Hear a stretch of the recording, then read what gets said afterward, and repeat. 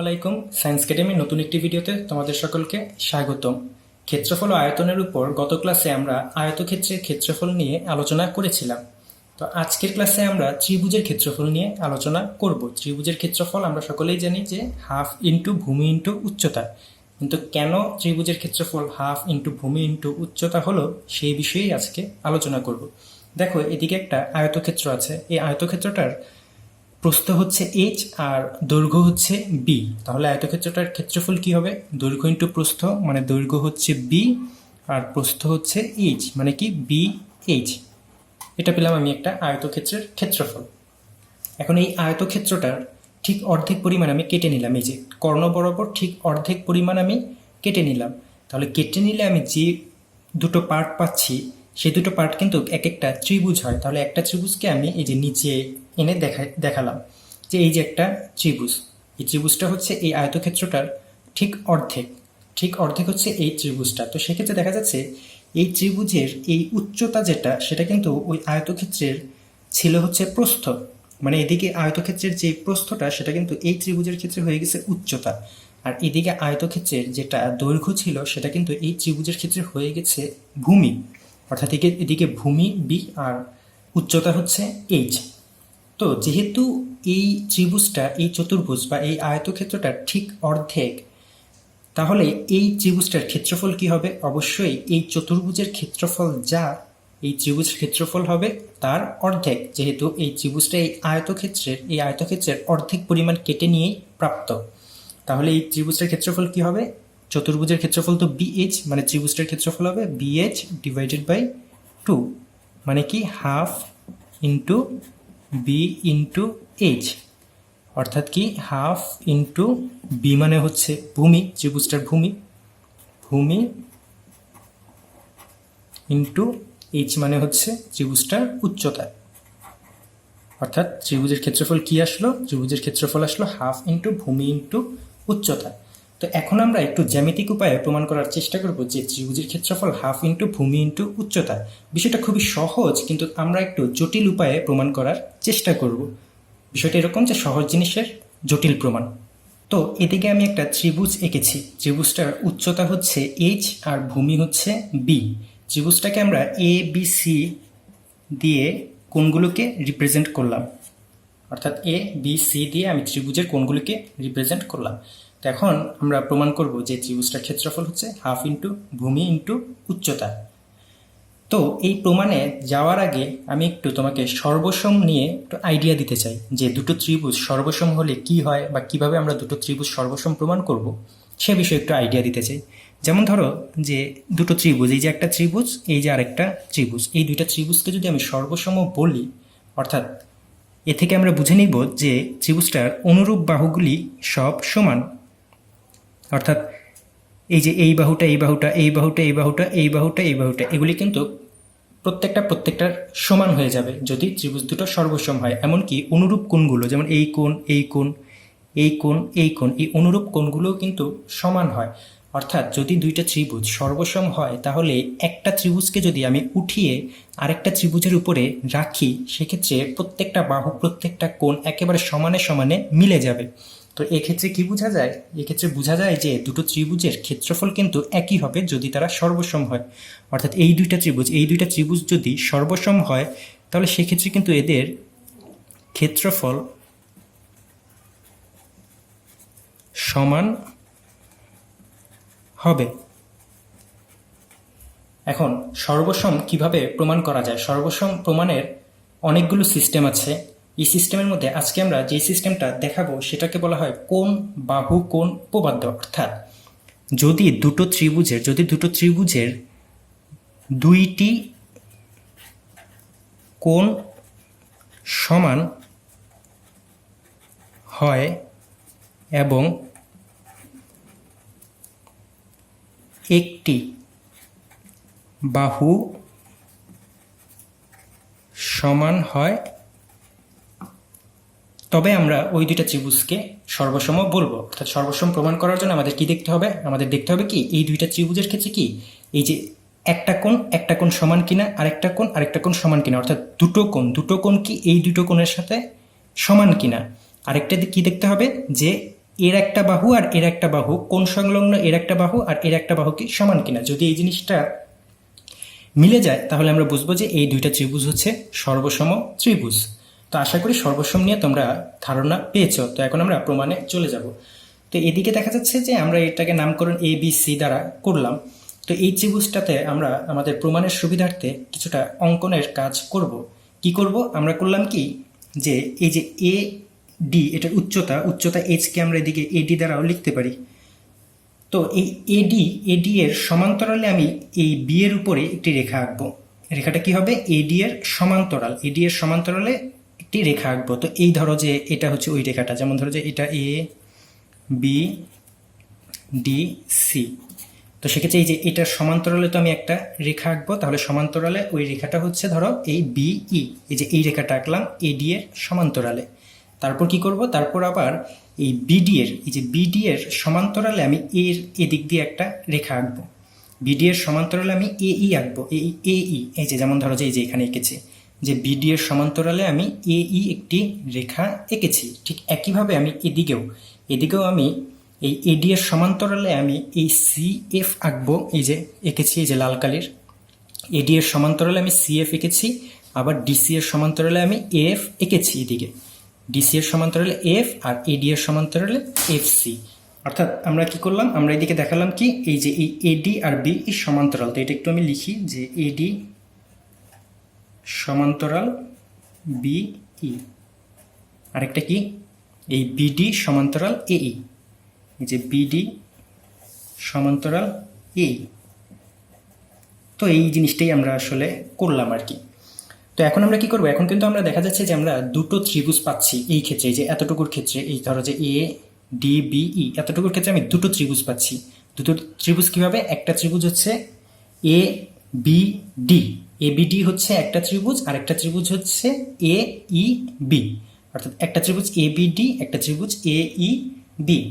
এখন আমি যদি এই দুইটা ত্রিভুজ নিয়ে কিছু কাজ করি, যেমন ধরো যে ত্রিভুজ এ বি ডি এবং ত্রিভুজ এ ই বি এ, এই ত্রিভুজ এ বি ডি আর ত্রিভুজ এ বিই এর মধ্যে কিন্তু এডি আর বিই সমান্তরাল।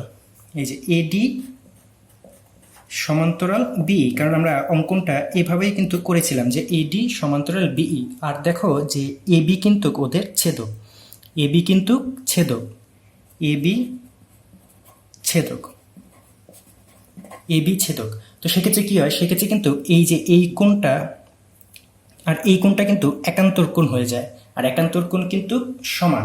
অর্থাৎ এই বি এ ডি আর এ বিই একান্তর কোণ হয়ে যায় এবং একান্তর কোণ সমান, এটা তোমরা জানো।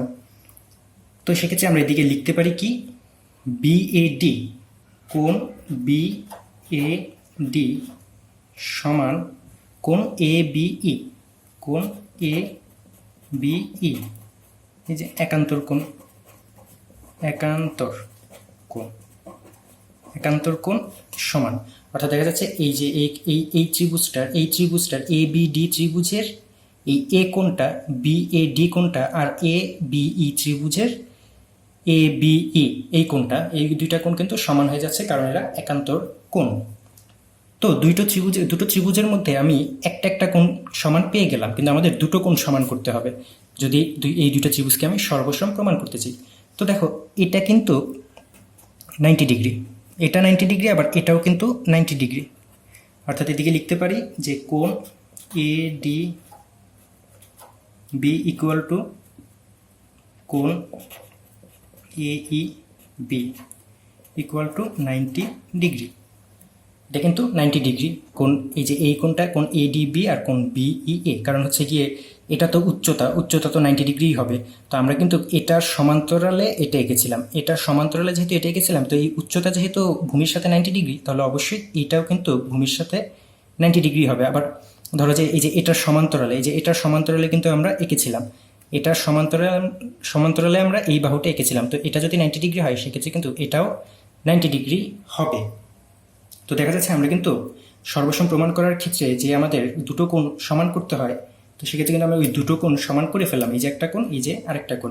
এখন দেখো, এখন আমাদের প্রমাণ করতে হবে, আমাদের দেখাতে হবে যে এই ত্রিভুজের একটা বাহু আর এই ত্রিভুজের একটা বাহু সমান। দেখা যাচ্ছে এই ত্রিভুজের ABD এর AB বাহুটা আর এই ত্রিভুজের ABE এর AB বাহু দুটো কিন্তু সেমই বাহু, অর্থাৎ এই ত্রিভুজের ক্ষেত্রে AB যা, এই ত্রিভুজের ক্ষেত্রে আবার ABটা তাই, অর্থাৎ এদিকে কিন্তু AB ইকুয়াল টু AB লেখা যায়, কারণ দুইটার ক্ষেত্রেই AB সেম বাহু, AB ইকুয়াল টু AB। এটা কিন্তু সাধারণ বাহু, এটা কিন্তু সাধারণ বাহু, সাধারণ বাহু, অর্থাৎ দুটো ত্রিভুজের মধ্যে কিন্তু আমি দুটো কোণ আর একটা বাহু কিন্তু আমি সমান দেখিয়ে দিলাম। তো তার মানে কিন্তু আমি বলতে পারি যে এই ত্রিভুজ আর এই ত্রিভুজ কিন্তু সর্বসম, এই ত্রিভুজ সর্বসম, মানে কি ত্রিভুজ ABD সর্বসম, যেটা সর্বসমের চিহ্ন, ত্রিভুজ ABE, অর্থাৎ এই ত্রিভুজ সর্বসম। তার মানে কি ত্রিভুজ ABD এর ক্ষেত্রফল ইকুয়াল টু ত্রিভুজ ABE এর ক্ষেত্রফল। একটু আগে আমি বলেছিলাম যে যদি দুটো ত্রিভুজ সর্বসম হয় তাহলে তাদের কিন্তু ক্ষেত্রফল সমান হয়। যেহেতু এই দুটো ত্রিভুজ সর্বসম, তাহলে কিন্তু এদের ক্ষেত্রফলও সমান। তো এটাকে আমরা 1 নং ধরতে পারি, এটাকে আমরা 1 নং সমীকরণ ধরলাম। তো ঠিক যেভাবে আমরা এখানে প্রমাণ করেছি যে এই ত্রিভুজটা আর এই ত্রিভুজটা সর্বসম, বা এই ত্রিভুজ আর এই ত্রিভুজের ক্ষেত্রফল সমান, ঠিক একইভাবেও কিন্তু আমরা প্রমাণ করতে পারি যে এই ত্রিভুজটা ADC, অর্থাৎ ত্রিভুজ ADC সর্বসম ত্রিভুজ ACF। ঠিক একইভাবে সেম প্রসিডিউর ফলো করে কিন্তু আমরা প্রমাণ করতে পারি যে ত্রিভুজ ADC আর ত্রিভুজ ACF হচ্ছে সর্বসম। কিভাবে? কারণ দেখো যে আমরা কিন্তু এটা সমান্তরাল করে এটা এঁকেছিলাম, তাহলে এটা হচ্ছে ছেদক, এটা ছেদক মানে হচ্ছে এই যে এই কোণ আর এই কোণ হচ্ছে সমান্তরাল সমান, যেহেতু একান্তর কোণ সমান হয়, তো এই কোণ সমান, আবার এটা তো 90 ডিগ্রি, আবার এটাও হচ্ছে 90 ডিগ্রি, তার মানে দুটো কোণ আমরা সমান পেয়ে গেলাম। আর এটা কিন্তু এই ত্রিভুজের ক্ষেত্রেও এই বাহুটা আর এই ত্রিভুজের ক্ষেত্রেও এই বাহুটা দুটোই কিন্তু সেম, একই বাহু, তার মানে এই বাহুটা কিন্তু দুটো ত্রিভুজের ক্ষেত্রেই সমান এবং সাধারণ বাহু। তো সেক্ষেত্রে কিন্তু আমরা বলতে পারি যে এই ত্রিভুজ সর্বসম, এই ত্রিভুজ সর্বসম, মানে কি এই ত্রিভুজের ক্ষেত্রফল, ত্রিভুজ ADC এর ক্ষেত্রফল ইকুয়াল টু ত্রিভুজ ACF এর ক্ষেত্রফল। তো এটাকে আমরা 2 নং দিতে পারি। অর্থাৎ এখন আমরা এদিকে কি পেয়েছি, এদিকে পেয়েছি ত্রিভুজ ABD এর ক্ষেত্রফল ত্রিভুজ AB এর ক্ষেত্রফলের সমান, আর এদিকে পেয়েছি ত্রিভুজ ADC এর ক্ষেত্রফল ত্রিভুজ ACF এর ক্ষেত্রফলের সমান। দেখো এখন আমি যদি এই 1 আর 2 গুণ করি তাহলে কি হয়, এই ABD আর ADC যোগ হয়ে যায়, এই ABD আর ADC যোগ হয়ে যায়। তো যোগ হয়ে কিন্তু আমরা যে ত্রিভুজটার ক্ষেত্রফল বের করতে চাই ওই ত্রিভুজটা কিন্তু চলে আসে, কারণ ABD এই এতটুকু ত্রিভুজ আর এই এতটুকু ত্রিভুজ যোগ হলে কিন্তু কি যে এই পুরো ত্রিভুজটা হয়, এই পুরো ত্রিভুজটা হয়, যেটার কিনা আমাদের ক্ষেত্রফল বের করা প্রয়োজন। তো আমরা যোগ করে দিই যে 1 যোগ 2 করলে কি হয়, ত্রিভুজ ABD প্লাস ত্রিভুজ ADC প্লাস ত্রিভুজ ADC, তাহলে কি হয় ত্রিভুজ ABE প্লাস ত্রিভুজ ACF। তো ত্রিভুজ ABD আর ত্রিভুজ ADC, এই দুটা ত্রিভুজ ABD আর ADC যোগ করলে কিন্তু হয়ে যায় ত্রিভুজ ABC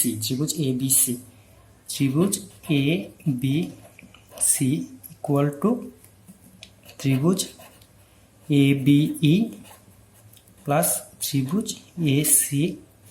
ACF। তো এটাকে আমরা আবার 3 নং সমীকরণ লিখতে পারি।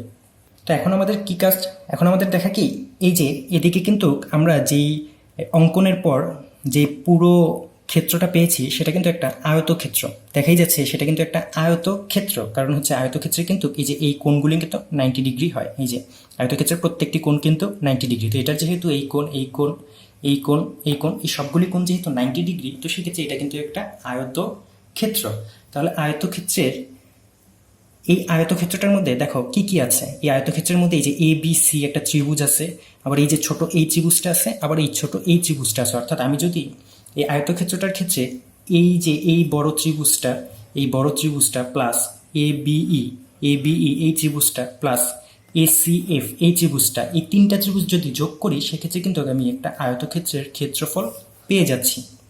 অর্থাৎ এই যে আয়তক্ষেত্রের চিহ্ন, আয়তক্ষেত্রটা কি EBCF, EBCF।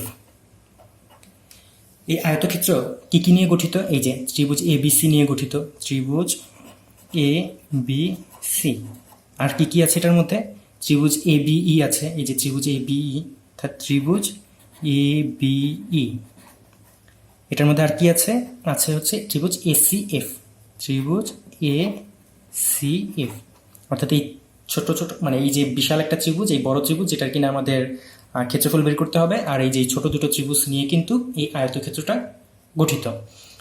তো আমি লিখতে পারি ত্রিভুজ ABC প্লাস, দেখো ত্রিভুজ ABE আর ACF, ত্রিভুজ ABE আর ত্রিভুজ ACF এই দুইটার যোগফল কিন্তু ত্রিভুজ ABC।